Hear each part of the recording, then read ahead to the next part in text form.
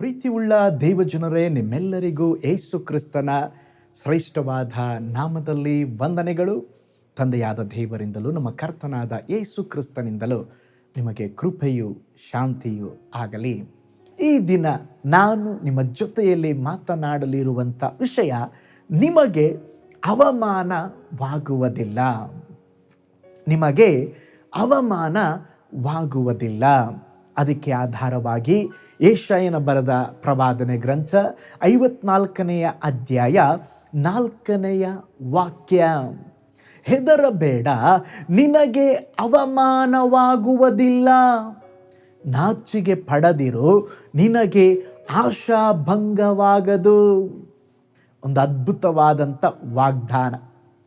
ಹಳೆ ಒಡಂಬಡಿಕೆಯಲ್ಲಿ ದೇವ ಜನರು ಕತ್ತಲೆಯ ಅವಸ್ಥೆಯಲ್ಲಿ ಹಾದು ಹೋಗುತ್ತಾ ಇದ್ದರು. ಕತ್ತಲೆಯ ಅನುಭವದಲ್ಲಿ ಹಾದು ಹೋಗುತ್ತಾ ಇದ್ದರು. ಅಂಥ ಸಮಯದಲ್ಲಿ ದೇವರು ಅವರನ್ನು ಬಲಪಡಿಸಲು ಹೇಳಿದಂಥ ಒಂದು ವಾಗ್ದಾನ, ನಿಮಗೆ ಅವಮಾನವಾಗುವುದಿಲ್ಲ. ನೀವು ಸಹ ಇದೇ ಪರಿಸ್ಥಿತಿಯಲ್ಲಿ ಹಾದು ಹೋಗ್ತಾ ಇದ್ದೀರಾ? ಕಣ್ಣೀರಿನ ಅವಸ್ಥೆಯಲ್ಲಿದ್ದೀರಾ? ನಿಂದೆಯ ಅವಸ್ಥೆಯಲ್ಲಿದ್ದೀರಾ? ದೇವರು ನಿಮ್ಮನ್ನು ನೋಡಿ ಹೇಳುತ್ತಾ ಇದ್ದಾರೆ, ಮಗಳೇ, ಮಗನೇ, ನಿನಗೆ ಅವಮಾನವಾಗುವುದಿಲ್ಲ. ನಮ್ಮ ದೇವರು ಪುನಃಸ್ಥಾಪಿಸುವ ದೇವರು, ಕಳೆದುಕೊಂಡದ್ದನ್ನು ತಿರುಗಿ ಕೊಡುವಂಥ ದೇವರು. ನೀವು ಕಠಿಣ ಸಮಯದಲ್ಲಿ ಹಾದು ಹೋಗುತ್ತಿರೋದಾದರೆ ಇದೇ ವಾಗ್ದಾನ ಕರ್ತನು ನಿಮಗೆ ಹೇಳುತ್ತಿದ್ದಾರೆ, ನಿಮಗೆ ಅವಮಾನವಾಗುವುದಿಲ್ಲ. ಒಂದು ವೇಳೆ ನೀವು ಭಯಪಡುತ್ತಿರಬಹುದು, ಇದು ಹೇಗೆ ನಡೆಯುತ್ತದೆ ಪಾಸ್ಟರ್ ಎಂಬುದಾಗಿ ಚಿಂತಿಸುತ್ತಾ ಇರಬಹುದು. ಪಾಸ್ಟರ್, ನನಗೆ ಜಯ ಸಿಗುತ್ತದಾ? ನನಗೆ ಬಿಡುಗಡೆ ಸಿಗುತ್ತದಾ? ನನ್ನ ಜೀವನದಲ್ಲಿ ಒಳ್ಳೆಯದಾಗುತ್ತದಾ? ನನ್ನ ಅವಮಾನಗಳು ಮಾರ್ಪಡುತ್ತದಾ ಎಂಬುದಾಗಿ ನೀವು ಕಳವಳಗೊಂಡಿರಬಹುದು. ಇವೆಲ್ಲವುಗಳ ಮಧ್ಯದಲ್ಲಿ ದೇವರು ನಿಮ್ಮನ್ನು ನೋಡಿ ಹೇಳುತ್ತಿದ್ದಾರೆ, ನನ್ನ ಮಗನೇ, ನನ್ನ ಮಗಳೇ, ನೀನು ಭಯಪಡಬೇಡ, ನಿಮಗೆ ಅವಮಾನವಾಗುವುದಿಲ್ಲ. ಒಂದು ಆಮೇನ್ ಎಂಬುದಾಗಿ ಹೇಳಿ ಹಲ್ಲೆಲೂಯ. ನೋಡ್ರಿ, ಯೆಶಾಯನ ಬರೆದ ಪ್ರವಾದನೆ ಗ್ರಂಥ 54ನೇ ಅಧ್ಯಾಯ 4ನೇ ವಾಕ್ಯ ಓದಿಕೊಂಡಿದ್ದೇವೆ. ಏನು? ಹೆದರಬೇಡ, ನಿನಗೆ ಅವಮಾನವಾಗುವುದಿಲ್ಲ. ನಾಚಿಕೆ ಪಡದಿರು, ನಿನಗೆ ಆಶಾಭಂಗವಾಗದು. ಯೆಶಾಯ 61:7ನೇ ವಾಕ್ಯದಲ್ಲಿ ದೇವರು ಹೇಳುತ್ತಿದ್ದಾರೆ, ನಿಮಗಾದ ಅವಮಾನಕ್ಕೆ ಬದಲಾಗಿ 2ರಷ್ಟು ಮಾನವನ್ನ ಹೊಂದುವಿರಿ. ನಾಚಿಕೆ ಪಟ್ಟದ್ದಕ್ಕೆ ಪ್ರತಿಯಾಗಿ ಇವರು ತಮ್ಮ ಸ್ವಾಸ್ಥ್ಯದಲ್ಲಿ ಹಿಗ್ಗುವರು. ಹೀಗೆ ತಮ್ಮ ದೇಶದಲ್ಲಿ 2ರಷ್ಟನ್ನು ಅನುಭವಿಸುವರು. ಇವರಿಗೆ ಶಾಶ್ವತ ಸಂತೋಷವಾಗುವುದು.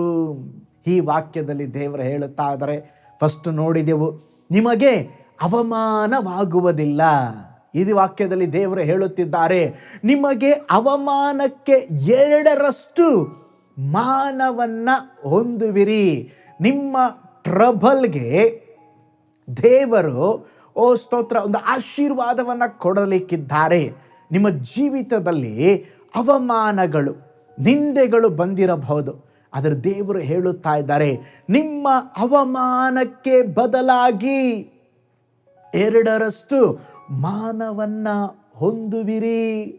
ಪ್ರತಿ ದೇವ ಮಕ್ಕಳ ಜೀವನದಲ್ಲಿ ಅವಮಾನಗಳ ಮಧ್ಯದಲ್ಲಿ ನಮ್ಮನ್ನ ಸನ್ಮಾನ ಮಾಡುವ ದೇವರು ನಮಗಿದ್ದಾರೆ. ಒಂದು ಅದ್ಭುತ ಸಾಕ್ಷಿಯನ್ನ ನಿಮ್ಮೊಂದಿಗೆ ಹಂಚಿಕೊಳ್ಳುತ್ತೇನೆ. ಕಾಲೇಜ್ ವಿದ್ಯಾಭ್ಯಾಸವನ್ನು ಮುಗಿಸಿ ಒಬ್ಬ ಯೌವನಸ್ಥನು ತನ್ನ ಉನ್ನತ ವಿದ್ಯಾಭ್ಯಾಸಕ್ಕಾಗಿ ಅನೇಕ ಸ್ಥಳಗಳಲ್ಲಿ ಅರ್ಜಿ ಸಲ್ಲಿಸಿದ್ದನು. ಕರ್ತನು ಅವನ ವಿದ್ಯಾಭ್ಯಾಸಕ್ಕಾಗಿ ಒಂದು ಡೋರನ್ನು ಓಪನ್ ಮಾಡ್ತಾರೆ ಎಂಬುದಾಗಿ ಅವನು ಬಹಳ ನಂಬಿಕೆಯಿಂದ ಕಾದಿದ್ದ. ಆದರೆ ಅವನ ಜೊತೆ ಓದಿದಂಥ ಸ್ನೇಹಿತರು ಬೇರೆ ಬೇರೆ ಕಾಲೇಜ್ಗಳಲ್ಲಿ ತೆರೆಯಲ್ಪಟ್ಟದ್ದರಿಂದ ಅವರಿಗೆ ಅಡ್ಮಿಷನ್ ಸಿಕ್ಕು ಅವರೆಲ್ಲ ಕಾಲೇಜ್ ಹೋಗಲಿಕ್ಕೆ ಆರಂಭವಾಯಿತು. ಆದರೆ ಇವನು ಯಾವ ಕಾಲೇಜಿಗೆ ಅರ್ಜಿ ಹಾಕಿದನೋ ಅಲ್ಲಿಂದ ಯಾವ ಉತ್ತರ ಬರಲಿಲ್ಲ. ಅನೇಕರು ಅವನನ್ನು ಕುರಿತು ವಿಚಾರಿಸಿದಾಗ ಅವನು ಹೇಳ್ತಾ ಇದ್ದ, ಯೇಸು ಸ್ವಾಮಿ ನನಗೊಂದು ಡೋರ್ ಓಪನ್ ಮಾಡ್ತಾರೆ, ನನಗೆ ಒಳ್ಳೆಯದು ಆಗ್ತದೆ. ಅನೇಕ ಸ್ನೇಹಿತರು ಅವನನ್ನು ನೋಡಿ ನಕ್ಕರು. ಕಾಲೇಜ್ಗಳೆಲ್ಲ ಆರಂಭವಾಗಿದೆ, ನಾವೆಲ್ಲ ಹೋಗ್ತಾ ಇದ್ದೇವೆ, ನಿನಗಿನ್ನೂ ಕನ್ಫರ್ಮೇಷನ್ನೇ ಬಂದಿಲ್ಲ, ನಿನ್ನ ಜೀವನ ಏನಾಗುತ್ತೋ ಸಂದೇಹ ಆತ್ಮಕವಾಗಿದೆ, ನಿನ್ನ ಜೀವನ ಏನಾಗುತ್ತೋ ನಮಗೆ ಗೊತ್ತಿಲ್ಲಪ್ಪ ಅಂಥೇಳಿ ಅವರೆಲ್ಲ ಸ್ತೋತ್ರ ನಿಂದೆ ಪಡಿಸಲಿಕ್ಕೆ ಆರಂಭಿಸಿದರು. ನಡೆದ ಅದ್ಭುತ ಏನು ಗೊತ್ತಾ? ಕೆಲವೇ ದಿನಗಳಲ್ಲಿ ಅವನು ಯಾವ ಒಂದು ಉನ್ನತವಾದ ಕಾಲೇಜ್ಗೆ ಅರ್ಜಿ ಹಾಕಿದ್ನೋ, ಒಂದು ಕಾಲೇಜಿಂದಲ್ಲ, ಉತ್ತಮವಾದಂಥ ಹೆಸರಾಂತ 2 ಕಾಲೇಜಿಂದ ಅವನಿಗೆ ಲೆಟರ್ ಬಂತು, ನೀವು ನಮ್ಮ ಕಾಲೇಜಲ್ಲಿ ಬಂದು ಜಾಯಿನ್ ಆಗಬಹುದು. ಈಗ ಅವನಿಗಿನ್ನೂ ಸಮಸ್ಯೆ, ಆ ಕಾಲೇಜ್ಗೆ ಹೋಗೋಣವ, ಈ ಕಾಲೇಜ್ಗೆ ಹೋಗೋಣವ. ನೋಡ್ರಿ, ಕರ್ತನು ಅದ್ಭುತವಾಗಿ ಸ್ತೋತ್ರ ಆ ಯೌವನಸ್ಥನು ಅವಮಾನ ಪಟ್ಟು ಹೋಗದಂತೆ ಅದ್ಭುತವನ್ನು ಮಾಡಿದರು. ಪ್ರೀತಿಯುಳ್ಳ ದೇವಜನರೇ, ನಿಮ್ಮ ಜೀವಿತದಲ್ಲಿ ಕೂಡ ಯಾವುದೋ ಒಂದು ವಿಷಯದಲ್ಲಿ ನೀವು ಕೊರಗುತ್ತಾ ಇರಬಹುದಾ, ಯಾವುದೋ ಒಂದು ವಿಷಯದಲ್ಲಿ ನೀವು ಚಿಂತಿಸುತ್ತಾ ಇರಬಹುದಾ. ಆ ಯೌವನಸ್ಥನಿಗೆ ದೇವರು ಹೇಗೆ ಅದ್ಭುತವನ್ನು ಮಾಡಿದರೋ ಅದೇ ವಿಧದಲ್ಲಿ ನಿಮ್ಮ ಜೀವಿತದಲ್ಲಿ ಅದ್ಭುತವನ್ನು ಮಾಡಲಿಕ್ಕಿದ್ದಾರೆ. ನಿಮ್ಮ ಮಕ್ಕಳ ಜೀವನದಲ್ಲಿ ಅದ್ಭುತ ಮಾಡಲಿಕ್ಕಿದ್ದಾರೆ. ನಿಮ್ಮ ಕೆಲಸದ ವಿಷಯದಲ್ಲಿ ದೇವರು ಅದ್ಭುತವನ್ನು ಮಾಡಲಿಕ್ಕಿದ್ದಾರೆ. ಅದಕ್ಕೆ ದೇವರು ನಮ್ಮನ್ನು ನೋಡಿ ಹೇಳುತ್ತಾ ಇದ್ದಾರೆ, ನಿಮಗೆ ಅವಮಾನವಾಗುವುದಿಲ್ಲ. ಹಾಗಾದರೆ ಯಾರಿಗೆ ಅವಮಾನವಾಗುವುದಿಲ್ಲ? ಯಾರಿಗೆ ಅವಮಾನವಾಗುವುದಿಲ್ಲ ಅಂತ ಹೇಳಿದ್ರೆ, ಪ್ರಾರ್ಥಿಸುವವರು ಅವಮಾನ ಹೊಂದುವುದಿಲ್ಲ. ಹೌದಾ ಪಾಸ್ಟರ್? ಪ್ರಾರ್ಥನೆ ಮಾಡಬೇಕಾ? ಹೌದ್ರಿ. ಅನೇಕ ಜನರು ಪ್ರೇಯರ್ನ ಬಿಟ್ಬಿಟ್ಟಿದ್ದೀರಾ, ಅನೇಕ ಜನರು ವಾಕ್ಯ ಓದೋದು ಬಿಟ್ಟುಬಿಟ್ಟಿದ್ದೀರಾ. ಅದ್ಭುತ ನಡೀಲಿ, ಆಮೇಲೆ ಪ್ರೇಯರ್ ಮಾಡ್ತವೆ. ದೇವರು ಹೇಳುತ್ತಾ ಇದ್ದಾರೆ, ನಿನ್ನ ಅದ್ಭುತಕ್ಕಾಗಿ ಮೊದಲೇ ಪ್ರೇಯರ್ ಮಾಡು. ನಿನ್ನ ಅವಮಾನಗಳು ಹೋಗಬೇಕಾ, ನೀನು ಪ್ರೇಯರ್ ಮಾಡೆಂಬುದಾಗಿ ದೇವರು ನಮ್ಮನ್ನು ನೋಡಿ ಹೇಳುತ್ತಾ ಇದ್ದಾರೆ. ಸತ್ಯವೇದದಲ್ಲಿ ಕೂಡ ನೋಡ್ರಿ, ಹನ್ನಳ ಜೀವನ, ಅವಳ ಜೀವನ ಅವಮಾನದ ಜೀವನವಾಗಿತ್ರಿ. ಏಕೆಂತ ಹೇಳಿದ್ರೆ, ಮದುವೆಯಾಗಿ ಎಷ್ಟೋ ವರ್ಷಗಳು ಕಳೆದರೂ ಅವಳಿಗೆ ಮಕ್ಕಳಿರಲಿಲ್ಲ, ಬಂಜೆಯಾಗಿದ್ದಳು. ಆಕೆಯ ಸವತಿ ಪ್ರತಿದಿನ ಹನ್ನಳನ್ನು ಕೆಣಕಿ ನೋಯಿಸುತ್ತಾ ಇದ್ದಳು. ಆ ಕಾಲಘಟ್ಟದಲ್ಲಿ ಬಂಜೆತನ ಒಂದು ಶಾಪ, ಮಕ್ಕಳಿದ್ದರೆ ಮಾತ್ರ ಒಂದು ಆಶೀರ್ವಾದ ಎಂಬುದಾಗಿ ಪರಿಗಣಿಸುತ್ತಾ ಇದ್ದಂಥ ಕಾಲಘಟ್ಟದಲ್ಲಿ ಹನ್ನಳು ಬಂಜೆಯಾಗಿದ್ದಳು. ಸ್ವಲ್ಪ ಯೋಚನೆ ಮಾಡ್ರಿ, ಎಷ್ಟು ಅವಮಾನಕ್ಕೆ ಒಳಗಾಗಿರಬಹುದು. ಆ ಅವಮಾನ, ನಿಂದೆ ನೀಗಿ ಹೋಗುವುದಕ್ಕೆ ಎಷ್ಟೆಷ್ಟೋ ಕಷ್ಟಗಳನ್ನು ಅವಳ ಜೀವಿತದಲ್ಲಿ ಅವಳು ಅನುಭವಿಸಿದಳು. ಪ್ರತಿದಿನ ಗಂಡನ ಬಳಿಯಲ್ಲಿ ಸಮಸ್ಯೆ ಹೇಳುತ್ತಾ ಇದ್ದಳು. ಆದರೆ ಅವಳ ಜೀವನದಲ್ಲಿ ಅವಮಾನ ಹೋಗಲಿಲ್ಲ. ಗಂಡ ಚೆನ್ನಾಗಿಯೇ ಪ್ರೀತಿಸ್ತಾ ಇದ್ದ, ಆದರೂ ಕೂಡ ಅವಳ ಜೀವನದಲ್ಲಿ ಪ್ರತಿದಿನ ಅವಮಾನದ ಪರಿಸ್ಥಿತಿ ಇತ್ತು. ಅವಳಿಗೇನು ಮಾಡಬೇಕು ಗೊತ್ತಾಗಲಿಲ್ಲ. ಗಂಡನ ಹತ್ರ ಸಮಸ್ಯೆ ಹೇಳ್ಕೊಳ್ತಾ ಇದ್ದಾನೆ, ಮನೆಯಲ್ಲೇ ಕಣ್ಣೀರಿಡ್ತಾ ಇದ್ದಾನೆ. ನನ್ನ ಜೀವನ ಏನಪ್ಪ, ಒಂದು ಬದಲಾಗೋದಿಲ್ವಾ? ನನ್ನ ಜೀವನದಲ್ಲಿ ಆಶೀರ್ವಾದ ಸಿಗೋದಿಲ್ವಾ? ಒಂದು ದಿವಸ ಯೋಚನೆ ಮಾಡಿದಳು, ನನ್ನ ಗಂಡನ ಹತ್ರ ಹೇಳಿ ಹೇಳಿ ಅವಮಾನ ಬದಲಾಗಲಿಲ್ಲ. ಈಗೇನು ಮಾಡ್ತೇನೆ, ನಾನು ಆಲಯಕ್ಕೆ ಹೋಗ್ತೇನೆ, ನಾನು ದೇವರನ್ನ ನೋಡ್ತೇನೆ, ದೇವರ ಬಳಿ ಪ್ರಾರ್ಥಿಸ್ತೇನೆ. ನಿಶ್ಚಯವಾಗಿ ದೇವರು ನನ್ನ ಅವಮಾನಗಳನ್ನು, ನಿಂದೆಗಳನ್ನು ನೀಗಿಸ್ತಾರೆ ಎಂಬುದಾಗಿ ಸ್ತೋತ್ರ ಆಲಯಕ್ಕೆ ಓಡಿ ಬಂದು ಸ್ತೋತ್ರ ಅವಳೇ ಸ್ವತಃವಾಗಿ ದೇವರ ಬಳಿ ಪ್ರೇಯರ್ ಮಾಡಲಿಕ್ಕೆ ಆರಂಭಿಸಿದಳು. ಅವಳು ಹೇಳಿದಳು, ಸ್ವಾಮಿ, ನಿನ್ನ ದಾಸಿಯ ದುಃಖವನ್ನು ಪರಾಂಬರಿಸು. ನನ್ನನ್ನು ಅವಮಾನಗಳು ಕವಿದಿದೆ, ಎಲ್ಲರೂ ನನ್ನನ್ನು ನೋಡಿ ನಗಾಡುತ್ತಾ ಇದ್ದಾರೆ, ಇವಳಿಗೆ ಮಕ್ಕಳ ಭಾಗ್ಯ ಇಲ್ಲ ಎಂಬುದಾಗಿ ನಿಂದಿಸ್ತಾ ಇದ್ದಾರೆ. ಎಷ್ಟು ದಿವಸ ನನ್ನ ಅವಮಾನವನ್ನು ಹೊಂದುವುದು? ನನಗೆ ಒಬ್ಬ ಮಗನನ್ನು ಕೊಡಬೇಕು, ಕೊಟ್ಟರೆ ಅವನು ನಿನಗೆ ಕೊಟ್ಬಿಡ್ತೇನೆ, ದೇವರೇ ಒಂದು ಅದ್ಭುತ ಮಾಡ್ರಿ ಎಂಬುದಾಗಿ ಪ್ರೇಯರ್ ಮಾಡಿದಾಗ ನಡೆದಂಥ ಅದ್ಭುತ ಏನಂದರೆ, ವಾಕ್ಯ ಹೇಳುತ್ತದೆ, ಅವತ್ತೇ ಅವಳು ಪ್ರೇಯರ್ ಮಾಡಿದ್ದು, ಅವತ್ತೇ ದೇವರು ಅವಳ ಜೀವನದಲ್ಲಿ ಅದ್ಭುತ ಮಾಡಿದ್ದು. ಅವಳ ಅವಳ ಮುಖದಲ್ಲಿ ತಿರುಗಿ ದುಃಖ ಕಾಣಿಸೇ ಇಲ್ಲ ಅಂತೆ. ಇನ್ನೊಂದು ಮಾತಿನಲ್ಲಿ ಹೇಳೋದಾದರೆ, ತಿರುಗಿ ಅವಳ ಜೀವನದಲ್ಲಿ ಅವಮಾನ ಹೊಂದಲಿಲ್ಲ. ಒಂದು ಮಗುವನ್ನು ಕೇಳಿದ ಹನ್ನಳಿಗೆ ಇನ್ನು ಅನೇಕ ಮಕ್ಕಳಿಂದ ದೇವರು ಬ್ಲೆಸ್ ಮಾಡಿದರು. ಪ್ರೀತಿಯುಳ್ಳ ದೇವ ಜನರೇ, ಹಲ್ಲೆಲೂಯ. ಪ್ರಾರ್ಥಿಸುವವರಿಗೆ ಅವಮಾನವಾಗುವುದಿಲ್ಲ. ನಿಮ್ಮ ಜೀವಿತದಲ್ಲಿ ಕೂಡ ಕಷ್ಟಗಳು ಬರುವಾಗ, ಸಮಸ್ಯೆಗಳು ಬರುವಾಗ, ರೋಗಗಳು ಬರುವಾಗ ಫೋನ್ ಬಳಿಗೆ ಹೋಗಬೇಡ್ರಿ. ಮತ್ತೆಲ್ಲಿ ಹೋಗಬೇಕು ಪಾಸ್ಟರ್? ದೇವರ ಥ್ರೋನ್ ಬಳಿಗೆ ಬನ್ನಿರಿ. ಇನ್ನೊಂದು ಸಾರಿ ಹೇಳ್ತೇನೆ, ನಿಮ್ಮ ಜೀವಿತದಲ್ಲಿ ಕಷ್ಟಗಳು ಬರುವಾಗ, ಸಮಸ್ಯೆಗಳು ಬರುವಾಗ, ರೋಗಗಳು ಬರುವಾಗ ಅಲ್ಲಿ ಇಲ್ಲಿ ಓಡಿ ಹೋಗಬೇಡ್ರಿ. ದೇವರ ಬಳಿಗೆ ಬನ್ರಿ. ಕರ್ತನು ನಿಮ್ಮ ನಿಂದೆಗಳ, ಅವಮಾನಗಳ ಮಧ್ಯದಲ್ಲಿ ಅವೆಲ್ಲವುಗಳನ್ನು ನೀಗಿಸಿ ಕರ್ತನು ಅದ್ಭುತವನ್ನು ಮಾಡುವರು. ಹನ್ನಳ ಜೀವನ ಅವಮಾನ ನೀಗಿ ಹೋಯಿತು ಯಾವಾಗ? ಪ್ರಾರ್ಥನೆ ಮಾಡಿದಾಗ. ಪ್ರೀತಿಯುಳ್ಳ ದೇವ ಜನರೇ, ನಿಮ್ಮ ಜೀವಿತದಲ್ಲಿ ಕೂಡ ಅನೇಕ ಅವಮಾನಗಳು ಇರಬಹುದು, ನಿಂದೆಯ ಅವಸ್ಥೆಗಳು ಇರಬಹುದು. ಓ ಸ್ತೋತ್ರ. ದೇವರನ್ನ ದೃಷ್ಟಿಸಿ ಪ್ರಾರ್ಥನೆ ಮಾಡ್ರಿ. ದೇವರನ್ನ ಪ್ರತಿ ದಿವಸ ನೋಡಿ ಪ್ರಾರ್ಥನೆ ಮಾಡ್ರಿ.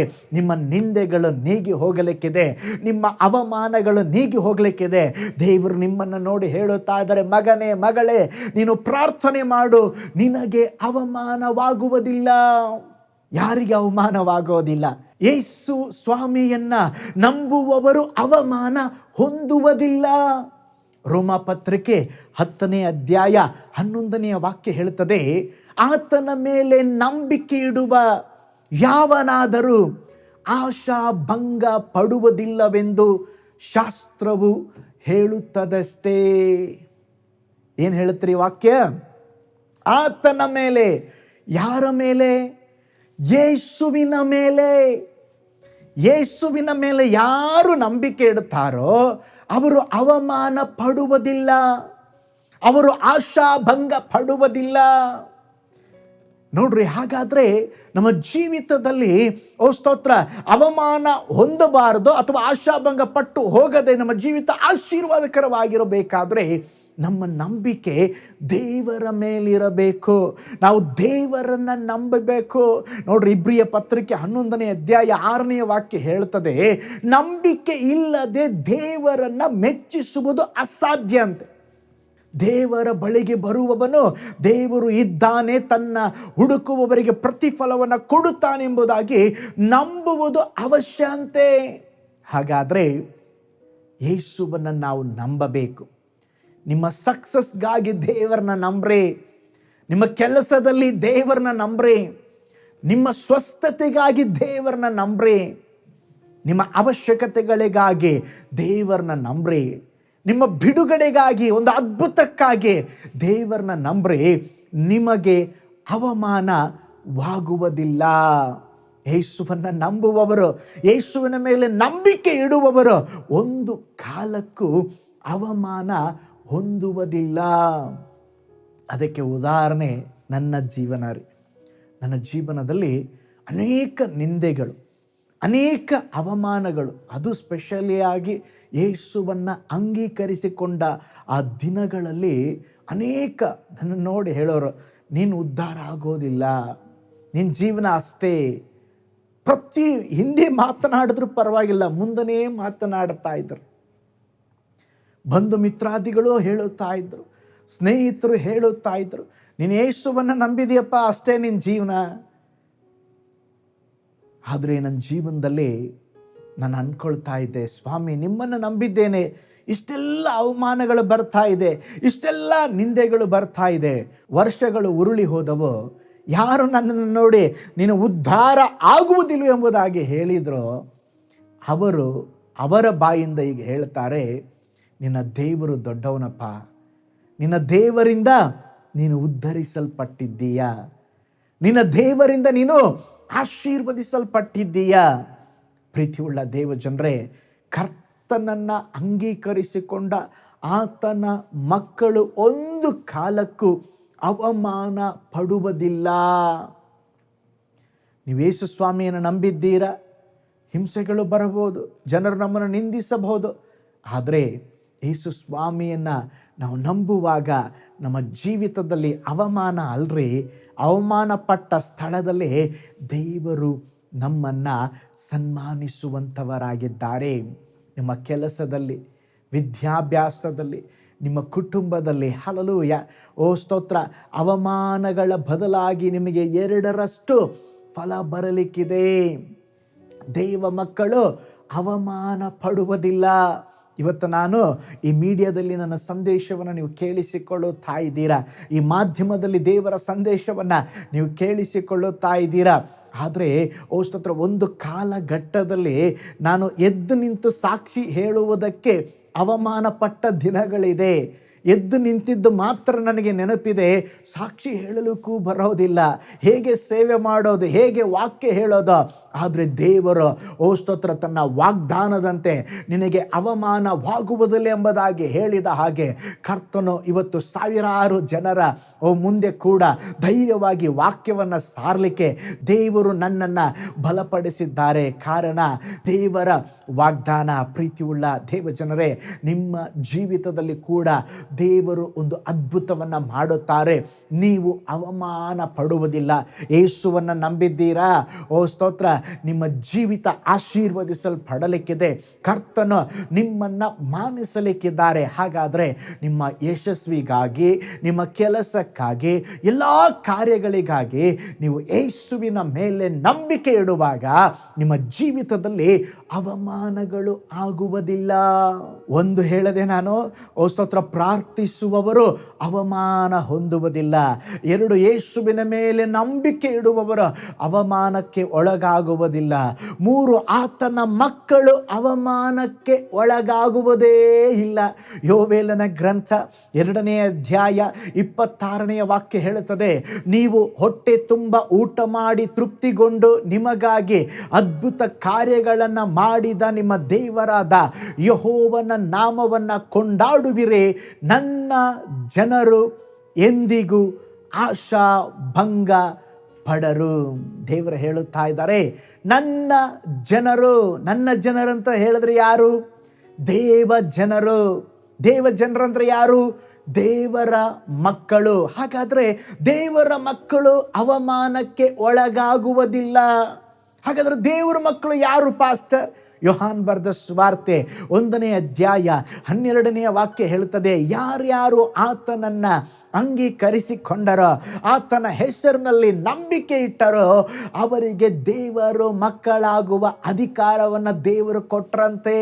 ಹಾಗಾದರೆ ನಿಮ್ಮ ಜೀವಿತದಲ್ಲಿ ನೀವು ಯೇಸುವನ್ನು ಅಂಗೀಕರಿಸಿದ್ದೀರಾ? ನಿಮ್ಮ ಪಾಪವನ್ನು ಬಿಟ್ಟು ಮಾನಸಾಂತರ ಹೊಂದಿ ದೇವ ಮಕ್ಕಳಾಗಿದ್ದೀರಾ? ನೀವು ದೇವರ ಮಕ್ಕಳಾಗಿದ್ದರೆ ಓ ಸ್ತೋತ್ರ, ನೀವು ಅವಮಾನಕ್ಕೆ ಒಳಗಾಗುವುದಿಲ್ಲ. ನೀವು ಯೇಸು ಕ್ರಿಸ್ತನನ್ನು ನಿಮ್ಮ ಹೃದಯದಲ್ಲಿ ಅಂಗೀಕರಿಸದೇ ಇದ್ದರೆ ಇಂದು ಯೇಸು ಕ್ರಿಸ್ತನು ನಿಮ್ಮನ್ನು ಸಂಧಿಸಲಿಕ್ಕಿದ್ದಾರೆ, ನಿಮ್ಮ ಜೊತೆಯಲ್ಲಿ ಮಾತನಾಡುತ್ತಾ ಇದ್ದಾರೆ. ನಿಮ್ಮ ಹೃದಯವನ್ನು ಯೇಸುವಿಗೆ ಕೊಟ್ಟು ಬಿಡ್ರಿ. ನಿಮ್ಮ ಹೃದಯದಲ್ಲಿ ಯೇಸುವಿಗೆ ಸ್ಥಳವನ್ನು ಕೊಡ್ರಿ. ಯೇಸುವಿಗೆ ನಿಮ್ಮ ಜೀವಿತವನ್ನು ಕೊಟ್ಟು ಬಿಡ್ರಿ. ಓ ಸ್ತೋತ್ರ, ಆತನ ಮಕ್ಕಳಿಗೆ ಅವಮಾನವಾಗುವುದಿಲ್ಲ. ಬೈಬಲಲ್ಲಿ ಒಂದು ಸಂಭವವನ್ನು ನೋಡ್ತೇವೆ. ಯೇಸು ಸ್ವಾಮಿ ಒಂದು ಪ್ರೀತಿಸುವಂಥ ಕುಟುಂಬವಿತ್ರಿ, ಮಾರ್ತ ಮರಿಯಳ ಕುಟುಂಬ. ಮಾರ್ತ ಮರಿಯಳು ಅವರ ತಮ್ಮ ಲಾಜರನಿದ್ದನು. ಬೆತ್ತೆನ ಎಂಬಂಥ ಊರಿನಲ್ಲಿ ಅವರು ಜೀವಿಸ್ತಾ ಇದ್ರು. ಒಂದು ಸಾರಿ ಆ ತಮ್ಮನಿಗೆ, ಲಾಜರನಿಗೆ ಒಂದು ರೋಗದಲ್ಲಿ ಬಿದ್ದನ್ರಿ. ಸಾಧಾರಣ ರೋಗ ಅಲ್ಲ, ಒಂದು ಮರಣಕರವಾದ ರೋಗ ಎಂಬುದಾಗಿ ಹೇಳಬಹುದು. ಆಗ ಈ ಮಾರ್ತ ಮರಿಯಳ ಸಹೋದರಿಯರಿಗೆ ಏನು ಮಾಡಬೇಕು ಗೊತ್ತಾಗಲಿಲ್ಲ. ತಕ್ಷಣ ಒಬ್ಬ ವ್ಯಕ್ತಿ ಹೇಳಿ ಯೇಸು ಸ್ವಾಮಿಗೆ ವಿಷಯ ತಿಳಿಸಿ ಮನೆಗೆ ಬಂದು ಪ್ರೇಯರ್ ಮಾಡಲಿಕ್ಕೆ ಹೇಳ್ರಿ ಎಂಬುದಾಗಿ ಕಳುಹಿಸಿಕೊಟ್ರು. ಯೇಸು ಸ್ವಾಮಿ ಹತ್ರ ಹೋಗಿ ಆ ವ್ಯಕ್ತಿ ಕೂಡ ತಿಳಿಸ್ದ. ಯೇಸು ಸ್ವಾಮಿ ಏನು ಉತ್ತರ ಕೊಡಲಿಲ್ಲ. ಆ ಮನೆಗೆ ಆ ಟೈಮಲ್ಲಿ ಬರಲಿಲ್ಲ. ಆ ಸಹೋದರಿಯರು ಮಾರ್ತ ಮರಿಯಳು ಅಂದ್ಕೊಂಡಿದ್ರು, ಯೇಸು ಸ್ವಾಮಿ ನಮ್ಮ ಮನೆಗೆ ಬರ್ತಾರೆ, ಒಂದು ಅದ್ಭುತವನ್ನು ಮಾಡ್ತಾರೆ ಎಂಬುದಾಗಿ ನಂಬಿಕೆಯಿಂದ ಕಾದಿದ್ರು. ಆದರೆ ಯೇಸು ಸ್ವಾಮಿ ಬರಲಿಲ್ಲ. ಲಾಜರನಿಗೆ ಸೀರಿಯಸ್ ಆಗಿಬಿಟ್ಟು ಅವನು ಮರಣ ಹೊಂದಿದ, ಸತ್ತು ಹೋಗ್ಬಿಟ್ಟ. ಈಗ ಸತ್ತು ಹೂನಿಟ್ಟು 4 ದಿನ ಆಯ್ತ್ರಿ. ಈ 4 ದಿನದಲ್ಲಿ ಊರಿನ ಜನ ಸುಮ್ಮನೆ ಇರ್ತಾರನ್ರಿ? ಇವರು ಏಸು ಏಸು ಅಂತ ಹೇಳಿದರು. ಯೇಸು ಸ್ವಾಮಿನ ಅಂಗೀಕಾರ ಮಾಡಿದರು. ಈ ಊರಿಗೆ ಬರುವಾಗ ಯೇಸು ಸ್ವಾಮಿನೆಲ್ಲ ಮನೆ ಕರೀತಾ ಇದ್ರು. ಈಗ ಯೇಸು ಸ್ವಾಮಿ ಎಲ್ಲಿ? ಅದ್ಭುತ ಮಾಡಲಿಲ್ಲ. ಪಾಪ ಈ ಬಡ ಮಕ್ಕಳಿಗೆ ಯೇಸು ಸ್ವಾಮಿ ಸಹಾಯ ಮಾಡಲಿಲ್ವಲ್ಲ ಎಂಬುದಾಗಿ ಜನ ಮಾತಾಡಿಕೊಂಡಿರ್ತಾರೆ. ಯಾಕಂದರೆ ಅವ್ರು ಮಾತನಾಡೋದಕ್ಕೆ ಇರೋದಲ್ವ. ಆದರೆ ಯೇಸು ಕ್ರಿಸ್ತನನ್ನು ಅಂಗೀಕರಿಸಿದಂಥ ಮಾರ್ತಳು, ಮರಿಯಳು ತಮ್ಮ ಜೀವಿತದಲ್ಲಿ ಅವಮಾನಕ್ಕೆ ಒಳಗಾಗಿರಬಹುದು, ದುಃಖಕ್ಕೆ ಒಳಗಾಗಿದ್ದರು. ಆದರೆ ಯೇಸು ಸ್ವಾಮಿ 4 ದಿನಗಳ ತರುವಾಯ ಬಂದು, ಎಲ್ಲಿ ಲಾಜರನನ್ನು ಹೂನಿಟ್ಟಿದ್ದೀರಾ, ಸಮಾಧಿ ತೋರಿಸ್ರಿ, ಸಮಾಧಿ ನೋಡಿ ಹೋಗ್ತೀನಿ ಅಂತ ಹೇಳಲಿಲ್ಲ. ಅಲ್ಲಿ ಹೋಗಿ ಸತ್ತು ಹೋಗಿದ್ದಂಥ ಅವರ ತಮ್ಮನಾದ ಲಾಜರನನ್ನು ಎಬ್ಬಿಸಿ ಅವರ ಜೀವಿತದಲ್ಲಿ ಒಂದು ಅದ್ಭುತವನ್ನು ಮಾಡಿ ಅವಮಾನ ಪಡದಂತೆ ಒಂದು ಶ್ರೇಷ್ಠ ಅದ್ಭುತವನ್ನು ಮಾಡಿದರು. ಪ್ರೀತಿಯುಳ್ಳ ದೇವ ಜನರೇ, ನಿಮ್ಮ ಜೀವಿತದಲ್ಲಿ ಕೂಡ ಯಾವ ವಿಷಯದಲ್ಲಿ ನೀವು ಅವಮಾನ ಹೊಂದಿದ್ದೀರೋ ಅದರ ಮಧ್ಯದಲ್ಲಿ ಅವಮಾನಕ್ಕೆ ಬದಲಾಗಿ 2ರಷ್ಟು ಫಲವನ್ನು ಕೊಡುವ ದೇವರು ನಮ್ಮ ದೇವರಾಗಿದ್ದಾರೆ. ಒಬ್ಬ ತಾಯಿಯವರಿದ್ದರು. ಅವರಿಗೊಬ್ಬರೇ ಮಗಳು ಭಯಭಕ್ತಿಯುಳ್ಳವಳಾಗಿದ್ದಳು. ತಾಯಿ ಕೂಡ ಮಗಳಿಗಾಗಿ ಹೇಗಾದರೂ ಮದುವೆ ಮಾಡಬೇಕೆಂಬುದಾಗಿ ಅನೇಕ ವರ್ಷ ಕಷ್ಟಪಡ್ತಾ ಇದ್ದರು. ಒಂದು ಸಂಬಂಧವಾದರೂ ಕೂಡಿ ಬರ್ತಾ ಇರಲಿಲ್ಲ. ವಯಸ್ಸು ಹೆಚ್ಚಾಗುತ್ತಾ ಹೋಯಿತು. ಆ ಮಗಳ ಜೊತೆ ಇದ್ದಂಥ ಎಲ್ಲ ಸ್ನೇಹಿತರಿಗೂ ಮದುವೆಯಾಯಿತು. ಆದರೆ ಈ ಮಗಳಿಗೆ 30 ವಯಸ್ಸಾದರೂ ಇನ್ನೂ ಮದುವೆಯಾಗಿರಲಿಲ್ಲ. ಎಲ್ಲರೂ ಬಂದು ಇವರ ಬಗ್ಗೆನೇ ಕೇಳೋದು, ಕೀಳಾಗಿ ಮಾತನಾಡೋದು, ಅವಮಾನವಾಗಿ ಮಾತನಾಡೋದು. ಆ ತಾಯಿ ಬಹಳ ದುಃಖ ಪಡ್ತಾ ಇದ್ರು. ಸ್ವಾಮಿ, ನಾವು ನಿಮ್ಮ ಮಕ್ಕಳಲ್ಲಪ್ಪ, ಯಾಕೆ ನನ್ನ ಮಗಳಿಗೆ ಮದುವೆ ಆಗ್ತಾ ಇಲ್ಲ? ಒಂದು ಸಂಬಂಧ ಕೂಡಿ ಬರ್ತಾ ಇಲ್ವಲ್ಲ? ಎಷ್ಟು ವರ್ಷ ಕಾಯ್ತಾ ಇದ್ದಾವೆ ನೋಡ್ರಿ. ಕಣ್ಣೀರಿನಿಂದ ಇನ್ನೂ ಪ್ರಾರ್ಥನೆ ಮಾಡಿ ಹುಡುಕಿದ್ರು. ನಡೆದ ಅದ್ಭುತ ಏನು ಗೊತ್ತಾ? ಆ ತಾಯಿಯ ಪ್ರಾರ್ಥನೆಯನ್ನು ಕೇಳಿ ಎಲ್ಲಕ್ಕೂ ದೇವರೊಂದು ಸಮಯ ಇಟ್ಟಿರುತ್ತಾರೆ. ಆ ಮಗಳಿಗೆ ಒಂದು ಒಳ್ಳೆಯ ಸ್ತೋತ್ರ ಸಂಬಂಧ ಕೂಡಿ ಬಂತು. ಒಳ್ಳೆ ರೀತಿಯಲ್ಲಿ ವಿವಾಹ ನಡೆಯಿತು. ಅದು ಮಾತ್ರವಲ್ಲ, ಆ ಸಂಬಂಧ ಬಂದದ್ದು ಕರ್ತನಿಗೆ ಭಯಪಡುವಂಥ ಕುಟುಂಬ. ಎಲ್ಲರೂ ಆಶ್ಚರ್ಯ ಪಡುವ ಹಾಗೆ ಕರ್ತನು ಆ ಕುಟುಂಬದಲ್ಲಿ ಅದ್ಭುತ ಮಾಡಿದರು. ಆ ತಾಯಿಯ ಅವಮಾನಗಳು, ನಿಂದೆಗಳು ನೀಗಿ ಹೋಯಿತು. ಪ್ರೀತಿಯುಳ್ಳ ದೇವಜನರೇ, ನಿಮ್ಮ ಜೀವಿತದಲ್ಲಿ ಕೂಡ ನಿಮ್ಮ ಮಕ್ಕಳ ವಿಷಯವಾಗಿ ನೀವು ಚಿಂತೆ ಮಾಡ್ತಾ ಇದ್ದೀರಾ? ಅವರ ವಿವಾಹದ ವಿಷಯವಾಗಿ ನೀವು ಚಿಂತೆ ಮಾಡ್ತಾ ಇದ್ದೀರಾ? ಚಿಂತೆ ಮಾಡಬೇಡ್ರಿ. ನಿಮ್ಮ ಮಕ್ಕಳ ಜೀವಿತದಲ್ಲಿ ಕೂಡ ದೇವರೊಂದು ಅದ್ಭುತ ಮಾಡಲಿಕ್ಕಿದ್ದಾರೆ. ಓ ಸ್ತೋತ್ರ. ನೀವು ಆಶ್ಚರ್ಯವಾಗಿ ನಿಮ್ಮ ಕಣ್ಣುಗಳು ಕಾಣ್ತದೆ. ದೇವರೊಂದು ದೊಡ್ಡ ಅದ್ಭುತವನ್ನು ನಿಮ್ಮ ಜೀವಿತದಲ್ಲಿ ಮಾಡಲಿಕ್ಕಿದ್ದಾರೆ. ಏಕೆಂದರೆ ಆತನನ್ನು ನಂಬುವ ಆತನ ಮಕ್ಕಳಿಗೆ ಅವಮಾನವಾಗುವುದಿಲ್ಲ. ಯಾರಿಗೆ ಅವಮಾನವಾಗೋದಿಲ್ಲ? ಪ್ರಾರ್ಥಿಸುವವರಿಗೆ ಅವಮಾನವಾಗುವುದಿಲ್ಲ. ಯಾರಿಗೆ ಅವಮಾನವಾಗುವುದಿಲ್ಲ? ಕರ್ತನನ್ನು ನಂಬುವವರಿಗೆ ಅವಮಾನವಾಗುವುದಿಲ್ಲ. ಯಾರಿಗೆ ಅವಮಾನವಾಗುವುದಿಲ್ಲ? ಆತನ ಮಕ್ಕಳಿಗೆ ಅವಮಾನವಾಗೋದಿಲ್ಲ. ಯಾರಿಗೆ ಅವಮಾನವಾಗೋದಿಲ್ಲ? ಕರ್ತನಿಗಾಗಿ ಕಾದಿರುವವರಿಗೆ ಅವಮಾನವಾಗುವುದಿಲ್ಲ. ಯೆಶಾಯನ ಬರೆದ ಪ್ರವಾದನೆ ಗ್ರಂಥ 49ನೇ ಅಧ್ಯಾಯ 23ನೇ ವಾಕ್ಯವನ್ನು ನೋಡ್ರಿ. ನಾನೇ ಯೆಹೋವನು, ನನ್ನನ್ನು ನಿರೀಕ್ಷಿಸಿಕೊಂಡವರು ಆಶಾ ಭಂಗ ಪಡರು ಎಂದು ನಿನಗೆ ಗೊತ್ತಾಗುವುದು. ನೋಡ್ರಿ, ಇಲ್ಲಿ ದೇವರು ಹೇಳುತ್ತಾ ಇದ್ದಾರೆ, ನಾನೇ ಯೆಹೋವನು, ನನ್ನನ್ನು ನಿರೀಕ್ಷಿಸಿಕೊಂಡವರು ಆಶಾ ಭಂಗ ಪಡರು. ಅಥವಾ ಯಾರು ನನ್ನನ್ನು ನಿರೀಕ್ಷಿಸಿಕೊಂಡಿರುತ್ತಾರೋ ಅವರಿಗೆ ಅವಮಾನವಾಗುವುದಿಲ್ಲ. ಮನುಷ್ಯರ ಮಾತುಗಳನ್ನು ನಂಬಿ ಮನುಷ್ಯರಿಗಾಗಿ ಕಾದಿರುವವರು ಅವಮಾನ ಹೊಂದುತ್ತಾರೆ. ಆದರೆ ದೇವರ ಮಾತನ್ನು ನಂಬಿ ಕರ್ತನೆಗಾಗಿ ಯಾರು ಕಾಯುತ್ತಾ ಕುಳಿತಿರುತ್ತಾರೋ ಅವರು ಎಂದಿಗೂ ಅವಮಾನ ಹೊಂದುವುದಿಲ್ಲ. ಅಬ್ರಾಹಮನನ್ನು ಕರ್ತನು ಕರೆದಾಗ ನಿನ್ನ ಸಂತತಿಯನ್ನು ಹೆಚ್ಚಿಸುವೆನೆಂಬುದಾಗಿ ವಾಗ್ದಾನ ಮಾಡಿದರು. ಅಬ್ರಾಹಮನು ಕರ್ತನ ಮಾತನ್ನು ಕೇಳಿ 25 ವರ್ಷಗಳು ತಾಳ್ಮೆಯಿಂದ ಕಾದಿದ್ದನು. ಆತನ ದೇಹ ಸತ್ತು ಹೋಗಿತ್ತಂತೆ, ಸಂತಾನವನ್ನು ಹೊಂದಿಕೊಳ್ಳಲಿಕ್ಕೆ ಯಾವ ಅವಕಾಶ ಇರಲಿಲ್ಲ. ಆದರೂ ಕೂಡ ಕರ್ತನು ತಾನು ಹೇಳಿದಂತೆ ಮಾಡುವನು ಎಂಬುದಾಗಿ ನಂಬಿದನು. ದೇವರ ವಾಕ್ಯ ಹೇಳುತ್ತದೆ, ಅವನ 100ನೇ ವಯಸ್ಸಿನಲ್ಲಿ ಒಂದು ಮಗುವನ್ನು ಕೊಟ್ಟು ಅವನ ಸಂತಾನವನ್ನು ಹೆಚ್ಚಿಸಿದರು. ಕರ್ತನು ಅಬ್ರಹಾಮನನ್ನು ಅವಮಾನ ಹೊಂದಲು ಬಿಡಲಿಲ್ಲ. ಅಬ್ರಹಾಮನ ದೇವರು ನಮ್ಮ ದೇವರಾಗಿದ್ದಾರೆ. ನಿಮ್ಮ ಜೀವಿತದಲ್ಲಿ ಕೂಡ ಅವಮಾನ ಹೊಂದಲು ದೇವರು ಅನುಮತಿಸುವುದಿಲ್ಲ. ತನಗಾಗಿ ಕಾದಿರುವವ ಜನರನ್ನು ದೇವರು ಅವಮಾನಕ್ಕೆ ಬಿಡುವುದಿಲ್ಲ. ನಿಮ್ಮ ಜೀವಿತದಲ್ಲಿ ಕೂಡ ಅದ್ಭುತವನ್ನು ಮಾಡಿ, ಹಲ್ಲೆಲೂಯಾ, ನಿಮ್ಮ ದುಃಖ ಹೋಗಿ ಸಂತೋಷ ಬರುವ ಹಾಗೆ, ಅವಮಾನ ಹೋಗಿ ನಿಮಗೆ ಸನ್ಮಾನ ಬರಲಿಕ್ಕಿದೆ. ಆದುದರಿಂದ ಕರ್ತನ ಸಮ್ಮುಖದಲ್ಲಿ ಯಾರು ಕಾದಿರುತ್ತಾರೋ, ಓ ಸ್ತೋತ್ರ, ನಿಮ್ಮ ಜೀವಿತದಲ್ಲಿ ಹಲ್ಲೆಲೂಯಾ ಒಂದು ಸಾರಿ ಕೂಡ ಅವಮಾನ ಪಡುವುದಿಲ್ಲ. ಯೋಸೇಫನ ಜೀವನ ನೋಡ್ರಿ, ಒಳ್ಳೊಳ್ಳೆ ಕನಸುಗಳು, ಅಣ್ಣಂದರಿಗೆ ಹೇಳಿದ, ಅಪ್ಪ ಅಮ್ಮನಿಗೆ ಹೇಳಿದ, ಎಷ್ಟು ದೊಡ್ಡ ಕನಸಲ್ವಾ. ಆದರೆ ಅವನ ಜೀವನದಲ್ಲಿ ನಡೆದದ್ದೇ ಬೇರೆ. ಕನಸ ಕಂಡ ಮರುದಿನವೇ ಅವರ ಸಹೋದರರು ಅವನನ್ನು ಬಾವಿಗೆ ಹಾಕಿಬಿಟ್ಟರು, ಅವನನ್ನು ಇಷ್ಮಾಯಿಲರಿಗೆ ಮಾರಿಬಿಟ್ಟರು. ಪೋಟಿಫರನ ಮನೆಯಲ್ಲಿ ಗುಲಾಮನಾಗಿದ್ದ, ಮಾಡದ ತಪ್ಪಿಗೆ ಜೈಲಿಗೆ ಹೋಗಬೇಕಾಯಿತು. ಎಷ್ಟು ಅವಮಾನಗಳು.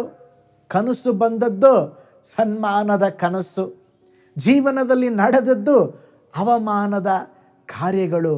ಆದರೆ ಯೋಸೇಫನು ಸೋತು ಹೋಗಲಿಲ್ಲ. ಅವನ ಯೌವನ ಕಾಲ ಒಂದು 17 ವಯಸ್ಸು ಅಂತ ಇಟ್ಕೊಳ್ಳೋಣ. 30ನೇ ವಯಸ್ಸಿನವರೆಗೂ ದೀರ್ಘ 13 ವರ್ಷಗಳ ಕಾಲ ಅವಮಾನಗಳ ಮೇಲೆ ಅವಮಾನಗಳು, ನಿಂದೆಗಳ ಮೇಲೆ ನಿಂದೆಗಳು. ನಡೆದ ಅದ್ಭುತ ಏನು ಗೊತ್ತಾ? ಓ ಸ್ತೋತ್ರ, ರಾತ್ರಿ ಸೆರೆಮನೆಯಲ್ಲಿದ್ದಂಥ ಯೋಸೇಫನ ಮರುದಿನ ಒಂದು ಅರಮನೆಯಲ್ಲಿ ದೇವರು ಪ್ರಧಾನ ಮಂತ್ರಿಯಾಗಿ ಮಾರ್ಪಡಿಸಿದರು. ಕಾರಣ, ಕರ್ತನ ಸಮ್ಮುಖದಲ್ಲಿ ನಿರೀಕ್ಷಿಸಿಕೊಂಡಿದ್ದಂಥ ಯೋಸೇಫನ, ಕಾದಿದ್ದಂಥ ಯೋಸೇಫನ ಜೀವಿತದಲ್ಲಿ ದೇವರು ಅದ್ಭುತವನ್ನು ಮಾಡಿದರು. ನೀವು ಸಹ ಕಾಯುತ್ತಾ ಇದ್ದೀರಾ? ಓ ಸ್ತೋತ್ರ, ದೇವರನ್ನ ನೋಡಿ ಕಾಯಿರಿ, ದೇವರನ್ನ ನೋಡಿ ನಿರೀಕ್ಷೆ ಉಳ್ಳವರಾಗಿರಿ. ಕರ್ತನು ನಿಮ್ಮ ಜೀವಿತದಲ್ಲಿ ಕೂಡ ಅದ್ಭುತವನ್ನು ಮಾಡುತ್ತಾರೆ. ಯಾರಿಗೆ ಅವಮಾನವಾಗುವುದಿಲ್ಲ, ಆತನನ್ನು ದೃಷ್ಟಿಸಿದವರಿಗೂ ಸಹ ಅವಮಾನವಾಗುವುದಿಲ್ಲ. ಕೀರ್ತನೆಗಳು, ಆತನನ್ನು ದೃಷ್ಟಿಸಿದವರು ಪ್ರಕಾಶವನ್ನು ಹೊಂದಿದರು, ಅವರ ಮುಖವು ಲಜ್ಜೆಯಿಂದ ಗೆಡುವುದೇ ಇಲ್ಲ. ಯಾರು ಯೇಸುವನ್ನು ನೋಡುತ್ತಾರೋ ಅವರು ಲಜ್ಜೆ ಪಡುವುದಿಲ್ಲ, ಆಶಾಭಂಗ ಪಡರು. ಯೆಶಾಯ 61:7 ವಾಕ್ಯ ಹೇಳುತ್ತದೆ, ಓ ಸ್ತೋತ್ರ, ನಿಮಗಾದ ಅವಮಾನಕ್ಕೆ 2ರಷ್ಟು ಮಾನವನ್ನು ಹೊಂದುವಿರೆಂಬುದಾಗಿ ವಾಗ್ದಾನ ಮಾಡಿದ್ದಾರೆ. ಪ್ರೀತಿಯುಳ್ಳ ದೇವ ಜನರೇ, ನೀವು ಯೇಸುವನ್ನು ನೋಡುವಾಗ, ಯೇಸುವನ್ನು ದೃಷ್ಟಿಸುವಾಗ ನೀವು ಅವಮಾನ ಪಡುವುದಿಲ್ಲ. ಹಲ್ಲೆಲೂಯಾ. ನೀತಿ ಸೂರ್ಯನಾದ ಯೇಸುವಿನ ಮುಖವನ್ನು ನೋಡುವಾಗ ನಿಮ್ಮ ಮುಖ ಪ್ರಕಾಶವಾಗಿರುತ್ತದೆ, ನಿಮ್ಮ ಜೀವಿತ ಆಶೀರ್ವಾದದಾಯಕವಾಗಿರುತ್ತದೆ. ಯೇಸುವನ್ನು ನೋಡ್ರಿ, ಯೇಸುವನ್ನು ದೃಷ್ಟಿಸ್ರಿ, ನಿಮಗೆ ಅವಮಾನವಾಗುವುದಿಲ್ಲ. ಅವಮಾನಕ್ಕೆ ಬದಲಾಗಿ 2ರಷ್ಟು ಮಾನವನ್ನು ದೇವರು ನಮಗೆ ಕೊಡ್ತಾರಂತೆ. ಅದಕ್ಕೆ ಒಂದು ಒಳ್ಳೆಯ ಉದಾಹರಣೆ ಯಾರ್ರಿ? ಯೋಬನು. ಜಕರಿಯ ಪ್ರವಾದನೆ ಗ್ರಂಥದಲ್ಲಿ ಕೂಡ ದೇವರೊಂದು ವಾಕ್ಯ ಹೇಳ್ತಾರೆ. ಜಕರಿಯ ಪ್ರವಾದನೆ 9ನೇ ಅಧ್ಯಾಯ 12ನೇ ವಾಕ್ಯ, ಸುನಿರೀಕ್ಷೆಯುಂಟಾದ ಸೆರೆಯವರೇ ನಿಮ್ಮ ದುರ್ಗಕ್ಕೆ ಹಿಂತಿರುಗಿರಿ, ನಿಮಗೆ 2ರಷ್ಟು ಸುಖವನ್ನು ದಯಪಾಲಿಸುವೆನು. ಬೇರೆ ಭಾಷಾಂತರದಲ್ಲಿ 2ರಷ್ಟು ಮಾನವನ್ನು ನಿನಗೆ ದಯಪಾಲಿಸುವೆನೆಂಬುದಾಗಿ ದೇವರು ಹೇಳುತ್ತಾ ಇದ್ದಾರೆ. ನಿಮಗೆ 2ರಷ್ಟು ಸುಖವನ್ನು ದಯಪಾಲಿಸುವೆನು. ಯೋಬನ ಜೀವನದಲ್ಲಿ ಎಲ್ಲ ಕಳ್ಕೊಂಡಂಥ ಪರಿಸ್ಥಿತಿ ಎಲ್ಲ ಕಳ್ಕೊಂಡ್ರಿ. ಆದರೆ ಅವನ ಜೀವನದಲ್ಲಿ ಕಳೆದುಕೊಂಡದ್ದಕ್ಕೆ ಬದಲಾಗಿ ಡಬಲ್ ಆಗಿ 2ರಷ್ಟಾಗಿ ದೇವರ ಆಶೀರ್ವಾದ ಮಾಡಿದ್ರಂತೆ. ನಿಮ್ಮ ಜೀವಿತದಲ್ಲಿ ಕೂಡ ಯಾವ ವಿಷಯವು ನಿಮ್ಮನ್ನು ಕೈ ಬಿಟ್ಟು ಹೋಗಿದೆಯೋ, ಯಾವ ವಿಷಯಗಳು ನಿಮ್ಮನ್ನು ದುಃಖಕ್ಕೆ ತಳ್ಳಿದೆಯೋ, ಕರ್ತನು ಯೋಬನನ್ನು ಮಾನಿಸಿದ ಹಾಗೆ ನಿಮ್ಮನ್ನು ಮಾನಿಸಲಿಕ್ಕಿದ್ದಾರೆ. ನಿಮ್ಮ ಟ್ರಬಲ್ಗೆ ಡಬಲ್ ಆಗಿ ಇವತ್ತು ಕರ್ತನು ಬ್ಲೆಸ್ ಮಾಡಲಿಕ್ಕಿದ್ದಾರೆ. ನಿಮಗೆ ಅವಮಾನವಾಗುವುದಿಲ್ಲ ರೀ. ನಿಮ್ಮ ಅವಮಾನಕ್ಕೆ ಬದಲಾಗಿ ದೇವರು ಸನ್ಮಾನವನ್ನು ಕೊಡಲಿಕ್ಕಿದ್ದಾರೆ. ಒಂದು ನಿಮಿಷ ನಾವೆಲ್ಲರೂ ಇರುವ ಸ್ಥಳದಲ್ಲಿ ಕಣ್ಗಳನ್ನು ಮುಚ್ಚಿ ದೇವರನ್ನು ದೃಷ್ಟಿಸಿ ನಾವೆಲ್ಲ ಪ್ರಾರ್ಥನೆ ಮಾಡೋಣ. ಕರ್ತನು ಈ ದಿನ ನಮ್ಮ ಜೊತೆಯಲ್ಲಿ ಮಾತನಾಡಿದ್ದಾರೆ. ನಿಮಗೆ ಅವಮಾನವಾಗುವುದಿಲ್ಲ. ಹಾಲೆಲೂಯಾ. ಓ ಸ್ತೋತ್ರ. ಎಲ್ಲ ಕಾರ್ಗತ್ತಲೆಯ ಅನುಭವ ನಿಮ್ಮನ್ನು ಕವಿದಿದೆಯಾ? ಅಯ್ಯೋ ಪಾಸ್ಟರ್, ನನಗೆ ಒಂದು ಒಳ್ಳೆಯದು ನಡೀತಾನೇ ಇಲ್ಲ ಎಂಬುದಾಗಿ ದುಃಖಭ್ರಾಂತರಾಗಿದ್ದೀರಾ? ಈಗ ದೇವರು ನಿಮ್ಮನ್ನು ನೋಡಿ ಹೇಳುತ್ತಾ ಇದ್ದಾರೆ, ಮಗಳೇ, ನಿನಗೆ ಅವಮಾನವಾಗುವುದಿಲ್ಲ. ನಿನ್ನ ಜೀವಿತದಲ್ಲಿ ನಾನು ಅದ್ಭುತವನ್ನು ಮಾಡಲಿಕ್ಕಿದ್ದೇನೆ. ನಾನು ಅತಿಶಯಗಳ ದೇವರು. ನಿನ್ನ ಜೀವನದಲ್ಲಿ ನಾನು ಅತಿಶಯವನ್ನು ತೋರಿಸಲಿಕ್ಕಿದ್ದೇನೆ. ಹಾಲೆಲೂಯಾ. ಓ ಸ್ತೋತ್ರ ಸ್ತೋತ್ರ. ಪ್ರಾರ್ಥಿಸುವವರು ಅವಮಾನ ಹೊಂದೋದಿಲ್ಲ. ಆತನ ಮೇಲೆ ನಂಬಿಕೆ ಇಡುವಂಥ ಜನರು ಅವಮಾನ ಹೊಂದುವುದಿಲ್ಲ. ಆತನ ಮಕ್ಕಳು ಅವಮಾನ ಹೊಂದುವುದಿಲ್ಲ. ಹಾಲೆಲೂಯಾ. ಅವಮಾನಕ್ಕೆ ಬದಲಾಗಿ ಹಾಲೆಲೂಯಾ ಸನ್ಮಾನ ಮಾಡುವಂಥ ದೇವರು. ಕರ್ತನ ಸಮ್ಮುಖದಲ್ಲಿ ಯಾರು ಕಾದಿರುತ್ತಾರೋ ಹಾಲೆಲೂಯಾ ಅವರು ಸ್ತೋತ್ರ ಅವಮಾನ ಹೊಂದುವುದೇ ಇಲ್ಲ. ಕರಗಳ ಮೇಲೆ ಕೆತ್ತಿ ದೇವರನ್ನು ನೋಡಿ ದೇವರನ್ನು ದೃಷ್ಟಿಸಿ, ಏಸಪ್ಪ, ನಾನು ನಿನ್ನನ್ನು ನಂಬಿದ್ದೇನೆ. ಹಾಲೆಲೂಯಾ. ನಾನು ನಿನ್ನನ್ನು ಆತುಕೊಂಡಿದ್ದೇನೆ. ನಾನು ನಿನ್ನನ್ನು ದೃಷ್ಟಿಸುತ್ತೇನೆ. ನಿನ್ನ ಮುಖವನ್ನು ನೋಡಿದವರು ಪ್ರಕಾಶ ಹೊಂದಿದಾರಪ್ಪ. ಅವರು ಲಜ್ಜೆ ಪಟ್ಟು ಹೋಗಲೇ ಇಲ್ಲ. ಹಾಲೆಲೂಯಾ. ಕರ್ತನೇ, ನಾನು ಲೋಕವನ್ನು ನೋಡಿ, ಹಣವನ್ನು ನೋಡಿ, ಸ್ನೇಹಿತರನ್ನು ನೋಡಿ, ಓ ಸ್ತೋತ್ರ, ಹೆಸರನ್ನು, ಫೇಮನ್ನು ನೋಡಿ, ಪ್ರಸಿದ್ಧತೆಯನ್ನು ನೋಡಿ, ಎಸಪ್ಪ, ನನ್ನ ಜೀವಿತದಲ್ಲಿ ಅವಮಾನ ಹೊಂದಿದ್ದೇನೆ. ಆದರೆ ಈ ಸಮಯ ನಾನು ನಿಮ್ಮನ್ನು ನೋಡ್ತೇನೆ. ನಾನು ನಿಮ್ಮನ್ನು ನೋಡ್ತೇನೆ. ಓ ಸ್ತೋತ್ರ. ಅವಮಾನಕ್ಕೆ ಬದಲಾಗಿ ಸನ್ಮಾನಿಸುವ ದೇವರೇ, ನಿನ್ನ ಮಕ್ಕಳನ್ನು ಮುಟ್ರಪ್ಪ. ನಿನ್ನ ಜನರನ್ನು ಸಂಧಿಸ್ರಿ ಸ್ವಾಮಿ. ಇಂಥ ಅನುಭವದಲ್ಲಿ ಯಾರೆಲ್ಲ ಹೋಗುತ್ತಾ ಇದ್ದಾರೋ ಅವರ ಜೀವನದಲ್ಲಿ ಅದ್ಭುತ ಸಂಭವಿಸಲಿ. ಅವರ ಜೀವನದಲ್ಲಿ ಒಂದು ಬಿಡುಗಡೆ ಉಂಟಾಗಲಿ ಸ್ವಾಮಿ. ನಿಮಗೆ ಸ್ತೋತ್ರ ರಾಜ, ಸ್ತೋತ್ರ ರಾಜ. ಈ ಕ್ಷಣವೇ ನಿನ್ನ ಜನರನ್ನು ಸಂಧಿಸ್ರಿ. ಹಾಗೆ ಮಾಡುವುದಕ್ಕಾಗಿ ನಿಮಗೆ ಸ್ತೋತ್ರ. ಪ್ರಾರ್ಥನೆ ಮಾಡಿಕೊಳ್ಳೋಣ. ಪರಲೋಕದಲ್ಲಿ ವಾಸ ಮಾಡುವ ನಮ್ಮ ತಂದೆಯಾದ ದೇವರೇ, ಈ ಅದ್ಭುತವಾದ ಸಮಯಕ್ಕಾಗಿ ಸ್ತೋತ್ರ. ಈ ದಿನ ಕೂಡ ನಿಮ್ಮ ಸಮ್ಮುಖದಲ್ಲಿ ಬಂದು ದೇವರೇ ಸ್ತೋತ್ರ ಏಸಪ್ಪ, ನಾವು ನಿಮ್ಮನ್ನು ಸಮ್ಮುಖದಲ್ಲಿ ಆರಾಧಿಸಲಿಕ್ಕೆ, ದೇವರೇ ನಿಮ್ಮ ವಾಕ್ಯವನ್ನು ಕೇಳಲಿಕ್ಕೆ ನಮಗೆ ಸಹಾಯ ಮಾಡಿದ್ದಕ್ಕಾಗಿ ಸ್ತೋತ್ರಪ್ಪ. ನಿನ್ನ ವಾಕ್ಯ ಹೇಳುವ ಹಾಗೆ ಸ್ವಾಮಿ, ನೀನು ವಾಗ್ದಾನ ಮಾಡಿದ ಹಾಗೆ ಸ್ವಾಮಿ, ಒಂದು ಕಾಲಕ್ಕೂ ನಿನ್ನ ಜನರು ಅವಮಾನ ಪಟ್ಟು ಹೋಗದಂತೆ ಹಾಲೆಲೂಯಾ ನಿನ್ನ ವಾಗ್ದಾನದಂತೆ ನಿನ್ನ ಜನರನ್ನ ಬ್ಲೆಸ್ ಮಾಡಿರಿ, ಆಶೀರ್ವಾದ ಮಾಡಿರಿ, ಕೃಪೆಯಿಂದ ತುಂಬಿಸ್ರಿ. ಒಂದು ವೇಳೆ ಸ್ವಾಮಿ ಒಂದು ಪ್ರಾರ್ಥನಾ ಅವಸರತೆಯಿಂದ ದೇವರೇ ನನಗಾಗಿ ಪ್ರೇಯರ್ ಮಾಡಿರಿ ಪಾಸ್ಟರ್ ಎಂಬುದಾಗಿ ಯಾರಾದರೂ ಹೇಳುತ್ತಾ ಇದ್ದರೆ ಈಗಲೇ ಯೇಸುವಿನ ನಾಮದಲ್ಲಿ ಅವ್ರಿಗೊಂದು ಅದ್ಭುತ ಸಂಭವಿಸಲಿ ಎಂಬುದಾಗಿ ನಾವು ಪ್ರಾರ್ಥಿಸ್ತೇವೆ. ನಿನ್ನ ಕರಗಳಲ್ಲಿ ಒಪ್ಪಿಸಿಕೊಡುತ್ತೇವೆ. ದೊಡ್ಡ ಕಾರ್ಯ ಮಾಡಿರಿ. ಯೇಸುವಿನ ಹೆಸರಿನಲ್ಲಿ ಪ್ರಾರ್ಥಿಸ್ತೇವೆ ನಮ್ಮ ಜೀವವುಳ್ಳ ತಂದೆಯೇ, ಆಮೆನ್. ಕರ್ತನಲ್ಲಿ ಪ್ರಿಯರೇ, ಈ ಸಂದೇಶ ಮತ್ತು ಪ್ರಾರ್ಥನೆ ನಿಮಗೆ ಆಶೀರ್ವಾದಕರವಾಗಿದ್ದರೆ, ದೇವರು ನಿಮ್ಮನ್ನು ಪ್ರೇರೇಪಿಸಿದರೆ, ನಂಬಿಕೆಯಿಂದ ಸಾಗುವ ಈ ಸೇವೆಗೆ ನಿಮ್ಮ ಅಮೂಲ್ಯವಾದ ಕಾಣಿಕೆಯನ್ನು ಬಿತ್ತಿರಿ. ಪ್ರೀತಿಯ ದೇವಜನರೇ, ವಾಯ್ಸ್ ಆಫ್ ಹೋಪ್ ಮಿನಿಸ್ಟ್ರಿಯ ವತಿಯಿಂದ ಕೋರಮಂಗಲದಲ್ಲಿ ಪ್ರತಿ ಭಾನುವಾರ ಬೆಳಿಗ್ಗೆ 9:30ಕ್ಕೆ ಕನ್ನಡ ಆರಾಧನೆ ನಡೆಯುತ್ತಿದೆ. ಆತ್ಮಭರಿತವಾದ ಆರಾಧನೆ, ಮನಮುಟ್ಟುವ ಸಾಕ್ಷಿ, ಬಲಪಡಿಸುವ ದೇವ ಸಂದೇಶ. ಬನ್ನಿ, ನಮ್ಮೊಂದಿಗೆ ಭಾಗಿಯಾಗಿ ಕರ್ತನನ್ನು ಆರಾಧಿಸಿರಿ. ನೂತನ ತಿಂಗಳ ಆಶೀರ್ವಾದ ಕೂಟ ಪ್ರತಿ ತಿಂಗಳು ಮೊದಲ ದಿನ ಸಂಜೆ 7 ಗಂಟೆಗೆ. ಪ್ರತಿ ತಿಂಗಳು 2ನೇ ಶನಿವಾರ ಬಿಡುಗಡೆ ಉಪವಾಸ ಪ್ರಾರ್ಥನೆ ಕೂಟ ಬೆಳಿಗ್ಗೆ 10:30ಕ್ಕೆ. ನಿಮಗಾಗಿ ಪ್ರಾರ್ಥಿಸಬೇಕೆ? ನಿಮಗೆ ಯಾವುದಾದರೂ ಪ್ರಾರ್ಥನೆ ಮನವಿಗಳು ಇರುವುದಾದರೆ ಕೆಳಗಿನ ನಂಬರಿಗೆ ಕರೆ ಮಾಡಿ ಅಥವಾ ವಾಟ್ಸಪ್ ಮಾಡಿ. ಈ ಆತ್ಮಿಕ ಸಂದೇಶಗಳು ನಿಮಗೆ ಆಶೀರ್ವಾದಕರವಾಗಿದ್ದರೆ ಲೈಕ್ ಮಾಡಿರಿ. ಇಂಥ ಅದ್ಭುತ ಸಂದೇಶ ಪ್ರತಿದಿನ ನೋಡಲು ಬಯಸುವುದಾದರೆ ಸಬ್ಸ್ಕ್ರೈಬ್ ಮಾಡಿ ಹಾಗೂ ಇತರರೊಂದಿಗೆ ಶೇರ್ ಮಾಡಿರಿ. ಕರ್ತನು ನಿಮ್ಮನ್ನು, ನಿಮ್ಮ ಕುಟುಂಬವನ್ನು ಆಶೀರ್ವದಿಸಲಿ.